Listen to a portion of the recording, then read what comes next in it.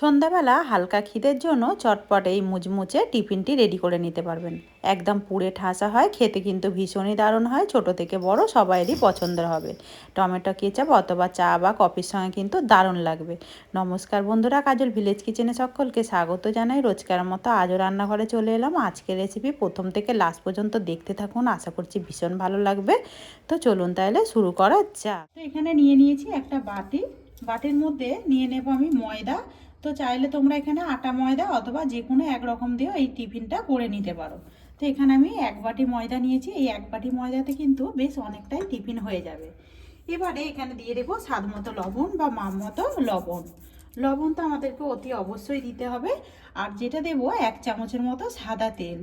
তো খুব বেশি দেওয়ার দরকার নেই, এইটুখানি দিলেই কিন্তু হয়ে যাবে। যে ছোট 4 চামচ হয় সেই চামচে দিয়ে দিলাম আমি এখানে 1 চামচ সাদা তেল। এবারে দুটো উপকরণকে ময়দার সঙ্গে খুব ভালো করে মিশিয়ে নিতে হবে। আর দেখো, খুব ভালো করে ময়দার সঙ্গে আমি সমস্ত উপকরণগুলো খুব ভালো করে মিশিয়ে নিয়েছি। মুঠো করলেই দেখতে পাচ্ছ খুব সহজে কিন্তু মুঠো হয়ে যাবে। আবার একটু আঙুল দিয়ে প্রেস করলে কিন্তু বালির মতো ভাবে এইভাবে ভেঙে যাবে। এবারে এখানে হালকা জল নিয়ে নেব। এটা কিন্তু গরম জল নয়, ঠান্ডা জলই নিলাম। অল্প অল্প করে জল দেব, দিয়ে সুন্দরভাবে একটা ডো রেডি করে নেব। আর খুব বেশি একেবারে জল দিয়ে দেবে না, ময়ামটা কিন্তু এর মধ্যে যেহেতু দেওয়া রয়েছে, খুবই সামান্য জলের মধ্যে কিন্তু ময়দাটা। এখানে ময়দাটাকে খুব ভালো করে মাখিয়ে নিয়েছি। এইভাবে কিন্তু একেবারে নরমও হবে না, আবার একেবারে শক্তও হবে না। এইভাবে ডোটাকে কিন্তু সুন্দর করে মাখিয়ে নিতে হবে। এবার এর গায়ে একটু সাদা তেল দিয়ে দেবো, যাতে করে না ওপরটা শুকিয়ে যায়। সাদা তেলটা দিয়ে আমি এটাকে ঢাকা দিয়ে রেখে দেবো, ততক্ষণে একটা ডো রেডি করে নিয়ে যাক। এটাকে ঢাকা দিয়ে রেখে দেবো, ততক্ষণে একটা পুর রেডি করে নেব। তার জন্য একটা কড়া গরম হতে বসিয়ে দিয়েছি। কড়ার মধ্যে দিয়ে দেব সাদা তেল। তো খুবই সামান্য একটু দিয়ে দিলাম সাদা তেল। 3 চামচের মতো দিয়ে দিয়েছি সাদা তেল।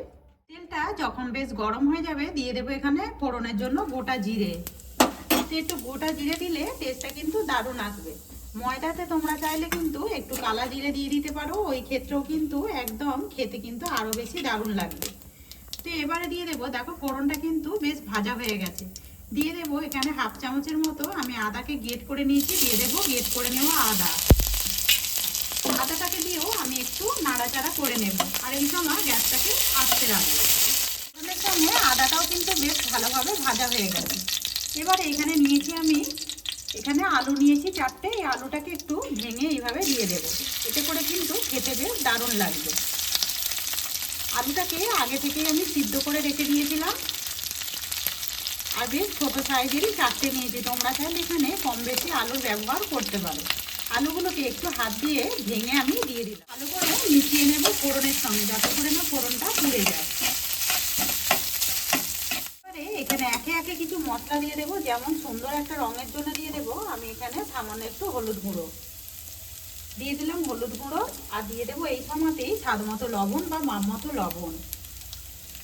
লবণটা তোমরা তোমাদের মাপ মতোই আর স্বাদ মতোই দিয়ে দেবে। এখানে নিয়েছি আমি বেশ কিছুটা মটর, দিয়ে দেবো আমি। এই মটরশুঁটিটা দিয়েও ভালো করে মিশিয়ে নেবো। এই সময় দিলে ভালোভাবে কিন্তু সিদ্ধ হয়ে যাবে আর ভাজাটাও বেশ ভালোভাবে হয়ে যাবে। আগে এই সমস্ত উপকরণগুলোকে একটু আলুর সঙ্গে মিশিয়ে নেব। ঝালের জন্য দিয়ে দেবো লঙ্কার গুঁড়ো।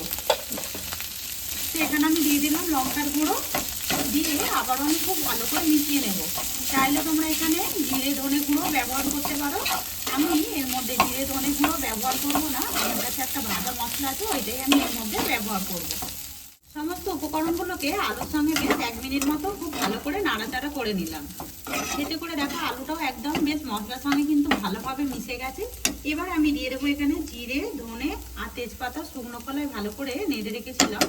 আধখানা শুকনো লঙ্কাকে দিয়েও ভেজে নিয়েছিলাম।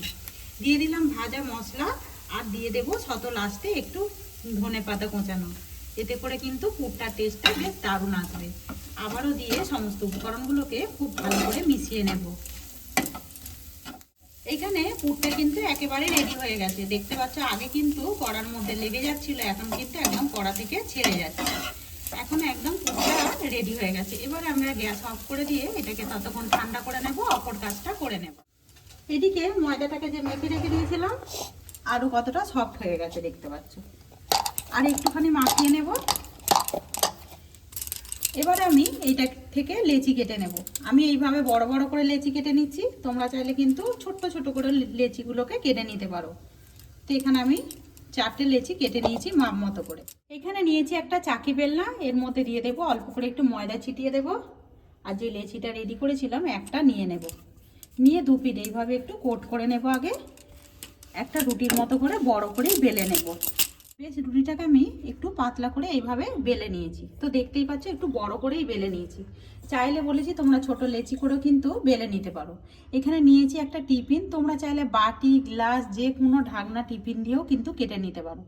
এবার এইভাবে আমি ঠিক বসাবো, একটু হাত দিয়ে এইভাবে ঘুরলেই কিন্তু খুব সহজেই কেটে যাবে লুচির মতো।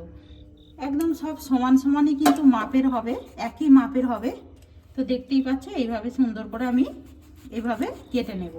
আর এই দেখো কত সুন্দরভাবে দেখো কাটা হয়ে গেছে। এই কাটাগুলো দিয়েও আমি পরে কিন্তু আবারও আমি রুটি বেলে নেব। দেখতে পাচ্ছ এখানে 3টে আমি কেটে নিয়েছি, তো একেবারে কিন্তু বেলা হয়ে যায়। এবার আমি যেই পুরটা রেডি করেছিলাম ঠিক ওই পুরটাকে একটু হাত দিয়ে এইভাবে আমি একটু লম্বা আকারের গড়ে নিয়েছি। এইভাবে ঠিক সাইডে দিয়ে দেব, দিয়ে এইরকম ধার দিয়ে এইভাবে আমি মুড়ে দেব। আর এইটা কিন্তু খুবই সহজ আর খেতে ভীষণই দারুণ লাগে, ছোট থেকে বড় সবাইরই কিন্তু পছন্দের হবে। আর এই দেখো এইভাবে কিন্তু সুন্দর করে মুড়ে দিলাম। এবারে এখানে নিয়েছি একটা কাঁটা চামচ, যাতে করে দেখতে সুন্দর লাগে। এই সাইডটা আমি এইভাবে একটু এইভাবে চাপ দিয়ে সুন্দর করে এইভাবে একটু দাগ দিয়ে দেব। আর এই দেখো কতটা সহজে একটা কিন্তু টিফিন রেডি হয়ে গেল। দেখতেই পাচ্ছ এইভাবে সমস্তগুলোই গড়ে নেব। আর দেখতেই পাচ্ছ এখানে কয়েকটা কিন্তু গড়ে নিয়েছি। আর দেখো দেখতে কতটা সুন্দর লাগছে, খেতে কিন্তু বেশ দারুণ লাগে আর খুবই কম সময়ের মধ্যে হয়ে যায়। আর সন্ধ্যাবেলায় হালকা যদি খিদে পায় এরকম কিন্তু অনায়াসে বাড়িতে তৈরি করে খেয়ে নিতে পারবে। একদম নিরামিষ দিনের জন্য কিন্তু এটা আমি রেডি করলাম। চাইলে তোমরা এখানে রসুন কিন্তু ফোড়ন দিতে পারো।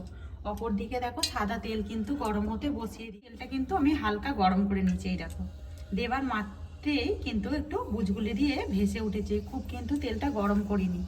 এবারে যে টিফিনগুলো রেডি করেছি একে একে তেলের মধ্যে ছেড়ে দেব, দেখতেই পাচ্ছ। আর এইগুলো কিন্তু যখন ভাজা হয়ে যাবে আপনি কিন্তু ভেসে টিফিন আমি তেলের মধ্যে দিয়ে দিয়েছি।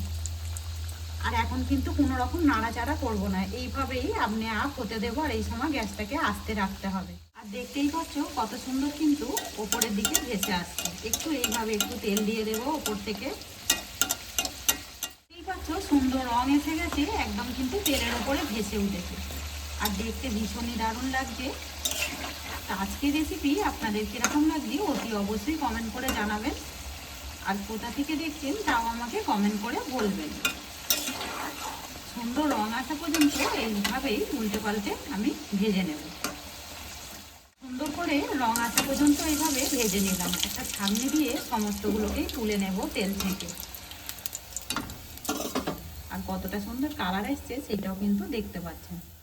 সমস্তটাই তেল থেকে এইভাবে তুলে নিলাম। ভাজাগুলো কতটা খাস্তা আর মুচমুচে হয়েছে। এই একইভাবে সমস্ত টিফিনগুলোকেই ভেজে নিয়ে ফিরে আসছি। সমস্তগুলোই ভেজে নিয়ে ফিরে এলাম, সঙ্গে নিয়েছি টমেটো কেচাপ। খেতে ভীষণই দারুণ লাগবে। আর এই দেখো কতটা মুচমুচে হয়েছে সেটা কিন্তু দেখতেই পাচ্ছ, ভেতরে একদম পুড়ে ঠাসা। আর টিফিনগুলো খেতে কিন্তু বেশ লাগবে। তো আজকের রেসিপি আপনাদের কীরকম লাগলো অতি অবশ্যই কমেন্ট করে জানাবেন। যদি ভালো লেগে থাকে একটা লাইক করে দিয়ে এইভাবে আমার পাশে থাকবেন, আমাকে সাপোর্ট করবেন। আমার এরকম নিত্য নতুন রান্নার জন্য পাশে থাকা বেল আইকনটি প্রেস করবেন। সবাই ভালো থাকবেন, সুস্থ থাকবেন, ধন্যবাদ। আবারও কোনো নতুন রেসিপি নিয়ে ফিরে আসবো। আজকের মতো এই পর্যন্ত।